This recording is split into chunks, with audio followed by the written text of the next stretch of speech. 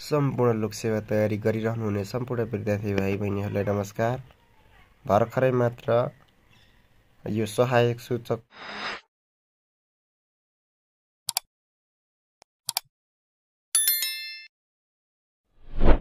पदको नतिजा प्रकाशन भएको सूचना आइसकेको छ। साथीहरू, खुसीको खबर छ। यदि तपाईले सहायक सूचकमा परीक्षा दिनुभएको छ भने तपाईको रिजल्ट आइसकेको छ है त साथीहरू, खुसीको खबर छ। हेर्नुस्, 2081 साल 11 महिना 22 गते रिजल्ट प्रकाशन गर्यो यो राष्ट्रिय अनुसन्धान विभाग सिंहदरबार काठमाडौँ प्रधानमन्त्री तथा मन्त्री परिषदको कार्यालयले देख्न सक्नुहुन्छ। यहाँ रिजल्ट आइसकेको छ। तपाईले यो www वेबसाइट योबाट पनि त्यो डाउनलोड गर्न सक्नुहुन्छ। एनपीबाट समेत जानकारी लिन सकिनेछ। त्यसैगरी हेर्नुस्, सेवा चाहिँ यो नेपाल विशेष सेवा भयो, श्रेणी राजपत्र अनङ्कृत चतुर्थ श्रेणी, पद सहायक सूचक।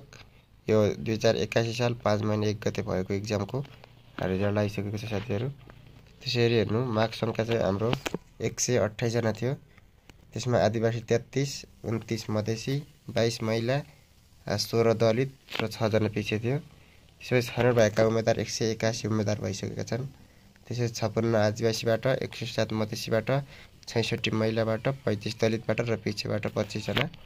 त्यसरी हेर्नुस्, लिखित परीक्षामा चाहिँ सफल हुने उम्मेदवारहरूको विवरण छ। हेर्नुस्, तपाईले चेक गर्न सक्नुहुन्छ। आफ्नो नाम खोज्न सक्नुहुन्छ है साथीहरू, देख्न सक्नुहुन्छ। सबै आइसकेको छ। यसरी आइसकेको छ। तपाई यहाँ उत्तीर्ण भएपछि तपाईको मेडिकल चाहिँ त्यहाँ एउटा हस्पिटल तोकिरहेको छ, त्यहाँ गएर तपाईले मेडिकल चेक गर्न सक्नुहुनेछ। त्यसपछि हजुरलाई एकदम धेरै धेरै बधाई तथा शुभकामना भन्न चाहन्छु उत्तीर्ण हुनुहुने सफल उम्मेदवारहरूलाई।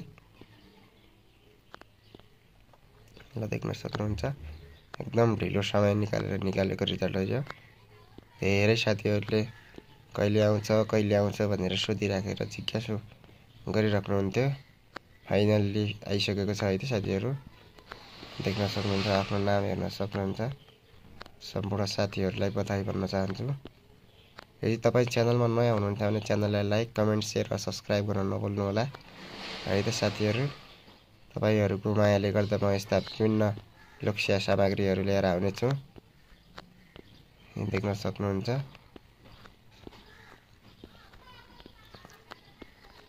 त्यसपछि हाम्रो यो लास्टमा हाम्रो मेडिकल कहाँ हुन्छ, कुन हस्पिटल हुन्छ, कहिले हुन्छ भनेर हामीले डिटेल जानकारी हेर्नेछौँ है त साथीहरू। यसको चाहिँ हेर्नु त, यो चाहिँ तृतीय चरणको लागि हेरौँ। तृतीय चरणको विस्तृत स्वास्थ्य परीक्षणका लागि देखाएको मिति, स्थान र समयमा सम्पर्क गर्नुहोला भनेको छ। हेर्नु साथीहरू, बुढानुक्रम नम्बर 1 देखि 110 यो रोल नम्बर होला है साथीहरू। यो 2081 साल 12 महिना 6 गते बुधबार चाहिँ हाम्रो बिहान 11 बजे चाहिँ हाम्रो स्थान कहाँ भयो त साथीहरू? मेडिकल चेक हुने स्थान सशस्त्र प्रहरी बल नेपालको एपीएफ अस्पताल बलम्बु काठमाडौँमा है त साथीहरू सम्पर्क गर्नुपर्यो। कैफियत भनिन्छ विस्तृत स्वास्थ्य परीक्षण गर्दा लाग्ने खर्च अस्पतालबाट तोके बमोजिम सम्बन्धित उम्मेदवारले बेहोर्नु पर्ने भनेको छ। यो चाहिँ तपाईको मेडिकल भयो भने तपाईँ नेपाल सरकारले गर्दैन, तपाईँ आफैले त्यो मेडिकलमा लागेको खर्च आफैले बेहोर्नु पर्ने हुन्छ। त्यसैगरी 111 देखि 220 रोल नम्बर भएको साथीहरूले 12 महिना 7 गते जानुपर्यो। बिहान 11 बजे भयो। यो स्थान सशस्त्र प्रहरी बल नेपाल एपीएफ अस्पताल बलम्बुमा।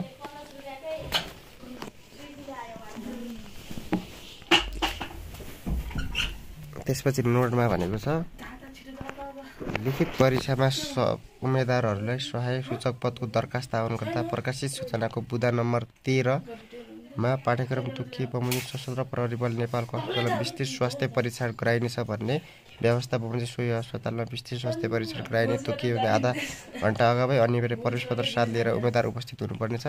साथै विस्तृत स्वास्थ्य परीक्षण सोध उम्मेदवारको तृतीय चरणको अन्ततः सहयोग हुन बेहोरा गर्दछ। तपाईँहरूलाई अग्रिम शुभकामना है त साथीहरू। हस्, थ्याङ्क यू। भिडियोलाई अन्तिमसम्म हेरेर साथ दिनुभएकोमा थ्याङ्क यू सो मच।